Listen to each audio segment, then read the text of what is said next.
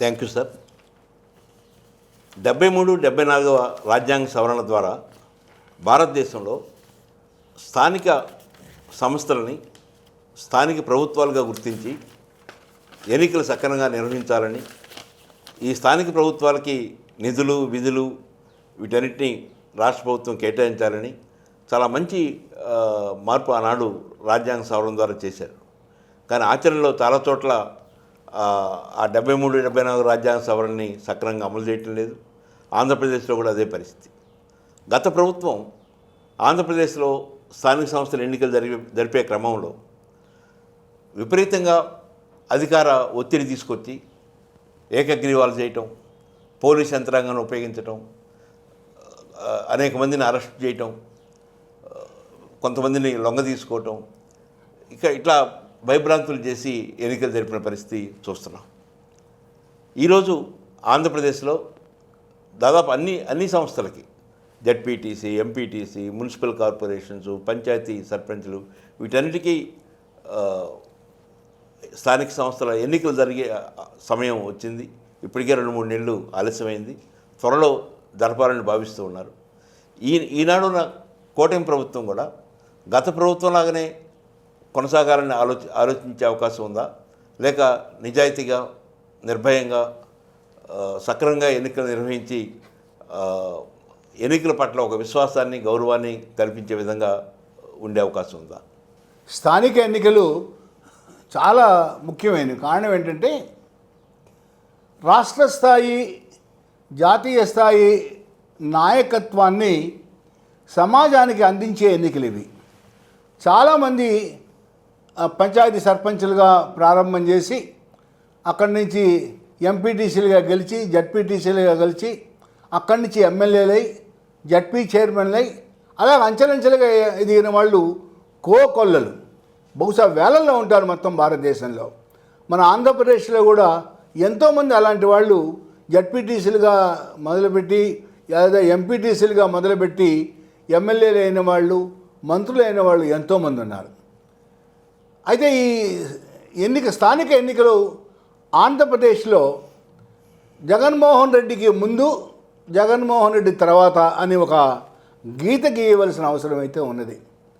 మనకి ఇంతకుముందు 2021 ఫిబ్రవరి, మార్చ్ ఆ టైంలో సర్పంచ్ ఎన్నికలు, మున్సిపాలిటీల ఎన్నికలు జరిగినాయి. సర్పంచ్ ఎన్నికలు మనం చూసుకుంటే గ్రామ పంచాయతీలు పార్టీ పరంగా జరగవు, అది పార్టీ రహితమైన ఎన్నికలు.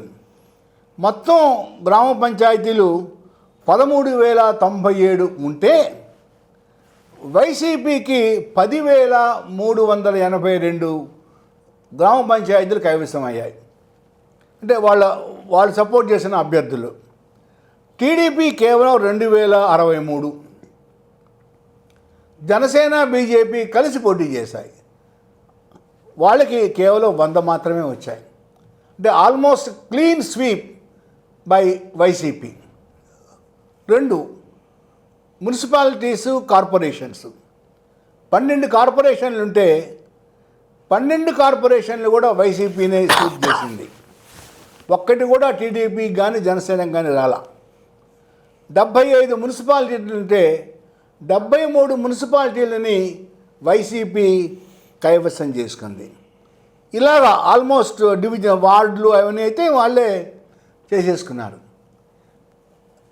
తర్వాత 2 నెలలకి ఏప్రిల్ ఫస్ట్ వీక్లో ఎంపీటీసీ, జడ్పీటీసీ ఎన్నికలు జరిగినాయి. జడ్పీటీసీలు, జిల్లా పరిషత్ సంబంధించిన జడ్పీటీసీలు వైసీపీకి 505 వస్తే టీడీపీ కేవలం 6 వచ్చినాయి, జనసేనకి 2 వచ్చినాయి. ఎంపీటీసీలు వైసీపీకి 6,000 వస్తే టీడీపీకి 826, జనసేనకి 177, భారతీయ జనతా పార్టీకి 29, సిపిఎంకి 14 వచ్చినాయి. జడ్పీలు చైర్మన్లు కనుక తీసుకుంటే మొత్తం 13 వైసీపీకి వెళ్ళిపోయినాయి. అంటే ఆల్మోస్ట్ ప్రతిపక్షం లేకుండా అన్ని స్థానిక ఎన్నికల్లో కూడా అన్ని పదవుల్ని వైసీపీ కైవసం చేసుకుంది. ఇక్కడ 2 విషయాలు మనం గుర్తు చేసుకోవాలి. ఈ 21 ఎన్నికలు ఎప్పుడైతే జరిగినాయో అప్పుడు కరోనా ఎఫెక్ట్ ఉన్నది రాష్ట్రంలో. ఈ కరోనా ఉండటం వల్ల కరోనాకు సంబంధించిన నిబంధనలు కూడా ఫోర్స్లో ఉన్నాయి. వాటిని అడ్డం పెట్టుకొని అధికారంలో ఉన్న వైసీపీ ప్రతిపక్షాలని కనీసం నామినేషన్లను కూడా వేయనివ్వలేదు. నామినేషన్లు వేస్తుంటే నామినేషన్ పత్రాలని లాక్కున్నారు. బహుశా ఏ బీహార్లోనో బెంగాల్లోనో ఎలాగైతే ఎన్నికలు జరుగుతాయో అంత ఘోరంగా 2021లో జగన్మోహన్ రెడ్డి గారి ఆధ్వర్యంలో స్థానిక సంస్థల ఎన్నికలు జరిగినాయి. జడ్పీటీసీ ఎంపీటీసీ ఎన్నికలు వచ్చేటప్పటికి నామినేషన్ల పర్వం జరుస్తూ ఉండగా చంద్రబాబు నాయుడు గారు ఒక నిర్ణయం తీసుకున్నారు.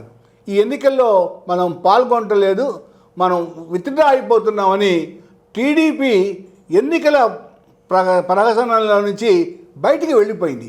ఇది చాలా బాధాకరమైన విషయం.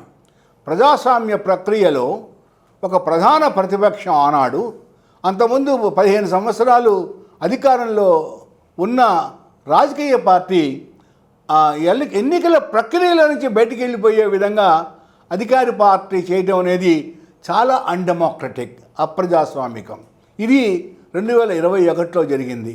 ఇప్పుడు 2026 ఈ స్పెషల్ ఇంటెన్సివ్ రివిజన్ అయిపోయిన తర్వాత అక్టోబర్ నవంబర్ మాసాల్లో ఎన్నికలు ఉండవచ్చని చంద్రబాబు నాయుడు గారు ప్రకటన చేయడం జరిగింది.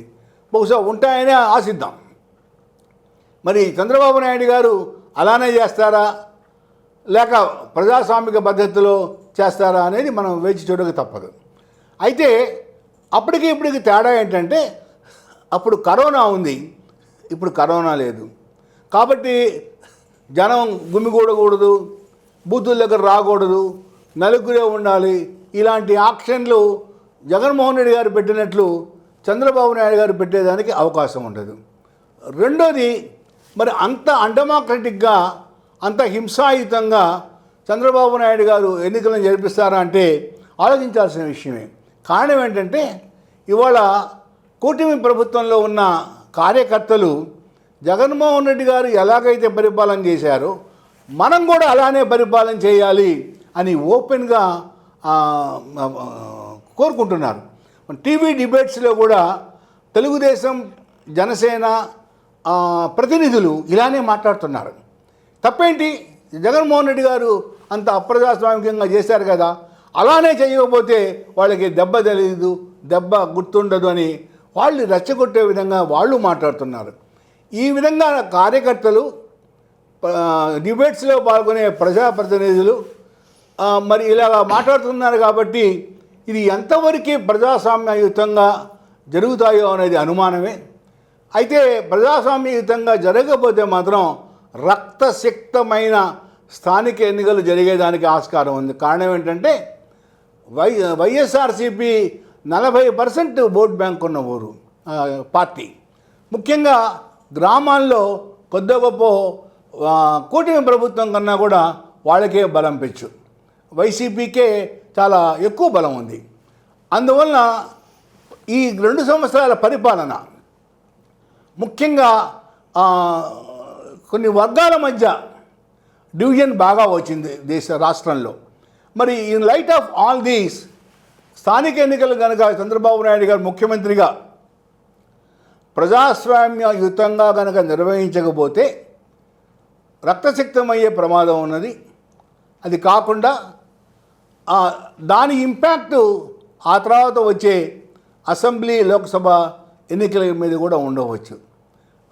అయితే ప్రజాస్వామ్యవాదులుగా మేము అందరం కోరుకునేది ఏమిటంటే ప్రజాస్వామ్యయుతంగా ఈ స్థానిక ఎన్నికలు జరగాలి. ప్రజల ప్రాతినిధ్యం వాళ్ళకి ఎవరైతే ఇవ్వాలని అనుకున్నారో వాళ్ళు ఎన్నికయ్యే విధంగా ఉండాలని ఆశిద్దాం.